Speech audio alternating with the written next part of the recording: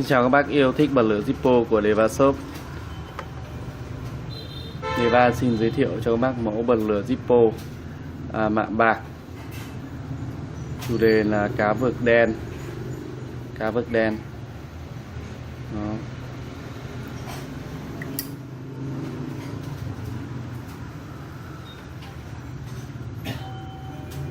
Đó.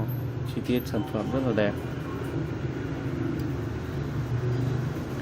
Trên bề mặt được mạ một lớp bạc các bác nhá.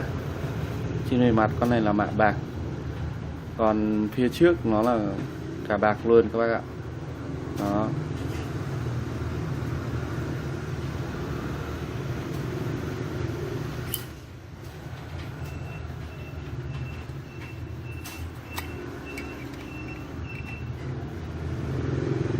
Con này trùng 5 trùng tháng luôn. Rất là đẹp. Hiếm đấy ạ. Cá vược đen.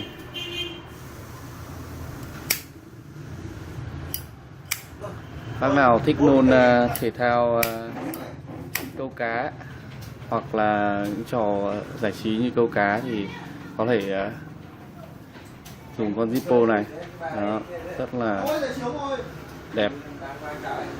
Các bác mua hàng có thể liên hệ trực tiếp số điện thoại trên màn hình 0466 509 888 hoặc vào website deva.vn để mua hàng các bác nhé.